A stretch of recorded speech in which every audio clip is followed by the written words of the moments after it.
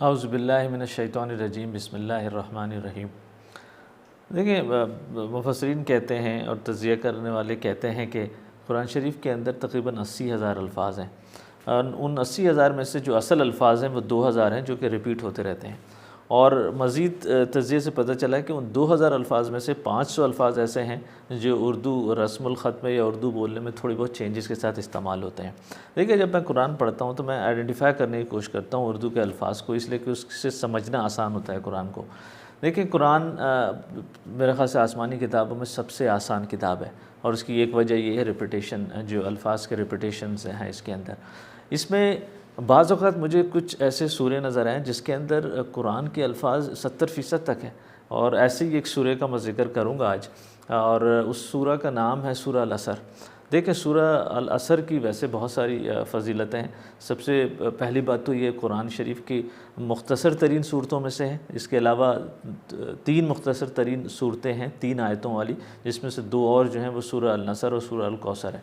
उसके अलावा इस सूरह की दूसरी ख़ासियत ये है कि मुख्तसर तरीन होने के बावजूद ये बड़ी जामे तरीन सूरह है, इसलिए कि इसके अंदर चूँकि कुरान जो है वो हिदायत की किताब है और इसके अंदर हिदायत के नुकात को इतने मुख्तसर तरीन अंदाज़ में बयान कर दिया गया है कि इमाम शाफ़ी फ़रमाते हैं कि अगर किसी को हिदायत का निचोड़ पर गौर करना हो तो सूरह असर देख ले। इसी तरह इमाम राज़ी की रवायत है, इमाम राज़ी कहते हैं कि शुरू के ज़माने में, जब चूँकि ये छोटे छोटे सूरे जो हैं वो शुरू के ज़माने में नाजिल हुए थे, और ताकि मुशरिकीन को आसानी से समझाया जा सके हिदायत की बात और क़यामत की चीज़ें, इमाम राज़ी कहते हैं कि जब ये सूरह नाजिल हुआ था तो उस वक्त जब सहाबा कराम बाहमी मुलाकात करते थे तो उस वक्त तक रुख़सत नहीं होते थे जब तक कोई एक दूसरे को सूरह अल-असर ना सुना दें।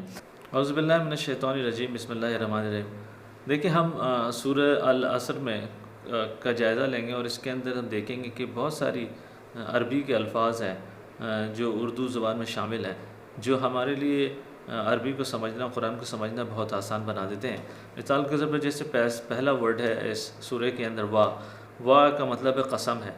अल-असर ज़माने की, देखिए ये असर ये अरबी का वर्ड है लेकिन उर्दू ज़ुबान में बहुत इस्तेमाल होता है। हम कहते हैं असर हाजिर की शायर, असर हाजिर की मशहूर शख्सियत वग़ैरह, तो ये भी एक ऐसा अरबी का वर्ड है जो कि उर्दू ज़ुबान में इस्तेमाल होता है। उसके बाद इन्ना अरबी का वर्ड है जिसका मतलब बिलाशुबा। इन्नल इंसाना, इसके अंदर इंसान जो वर्ड है ये वो अरबी का वर्ड है जो उर्दू ज़ुबान में हम आमतौर से इस्तेमाल करते हैं, इंसान। उसके बाद है लफ़ी खुसरिन, लफ़ी अलबत्ता, यानी कि यहाँ पे अल्लाह ताला ज़ोर दे रहा है। और खुसरिन इसके अंदर जो अरबी वर्ड है खसारे का, वो हम उर्दू ज़ुबान में भी इस्तेमाल होता है काफ़ी, जिसका मतलब है यहाँ पर कि अलबत्ता खसारे में है। इसका मतलब है कि कसम है ज़माने की, बिलाशुबा इंसान अलबत्ता खसारे में है। इसी तरह दूसरा जो नेक्स्ट वर्ड है जिसकी तरफ हम जाएंगे वो इल्ला जो है, ये भी अरबी का जो वर्ड है उर्दू ज़ुबान में इस्तेमाल होता है। इसका मतलब है सिवाय। हम अक्सर कहते हैं इल्ला इस बात के, इल्ला इस वजह के, इल्ला इस चीज़ के। उसके बाद नेक्स्ट वर्ड है अल-लज़ीना, ये डेफिनेटली ये जो अरबी का वर्ड है ये इसका मतलब है उन लोगों के जो आमनू का मतलब है ईमान लाए। आमनू में जो अरबी का वर्ड है ईमान, ये ईमान उर्दू ज़ुबान में भी इस्तेमाल होता है।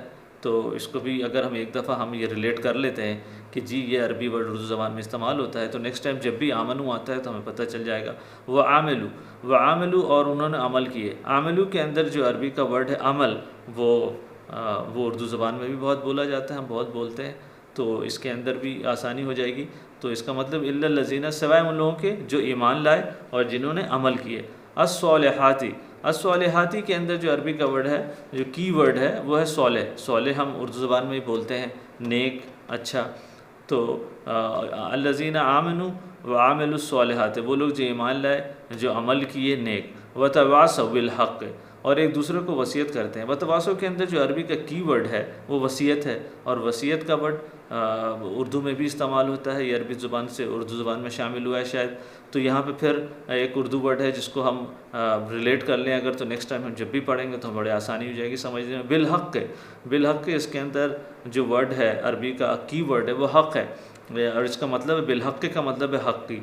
तो हक़ का वर्ड भी अरबी ज़ुबान का वो वर्ड है जो उर्दू ज़ुबान में बहुत बोला जाता है। वतवासव, अगेन इसको हमने एक्सप्लेन कर दिया। बिस सब्र, देखिए बिस सब्र यानी सब्र की, तो सब्र के अंदर भी जो अरबी ज़ुबान का वर्ड है सब्र, ये मेरे ख़्याल से उर्दू ज़ुबान में यहीं से शामिल हुआ है और उर्दू ज़ुबान में भी बहुत बोला जाता है ये सब्र। तो सब्र का मतलब है सब्र। तो हमने ये देखा कि इस सूरह अल असर के अंदर तकरीबन मैंने जो काउंटिंग की है इसमें 70% वर्ड जो है ना, 14 में से 10 वर्ड ऐसे हैं अरबी ज़ुबान के वर्ड हैं जो उर्दू ज़ुबान में बोले जाते हैं, उर्दू रस्मुल ख़त में इस्तेमाल किए जाते हैं। और इस तरह बहुत सारे अल्फाज बहुत सारी सूरतों बहुत सारे आयतों में हैं अरबी ज़ुबान के जो उर्दू ज़ुबान में इस्तेमाल हुए हैं और जिनसे कुरान को समझना बहुत आसान हो जाता है हमारे लिए। और देखिए कुरान अरबी ज़ुबान में नाजिल हुआ और अरबी ज़ुबान एक ओरिजिनल ज़ुबान है, उसके अंदर किसी और ज़ुबान का इख्तलात नहीं है।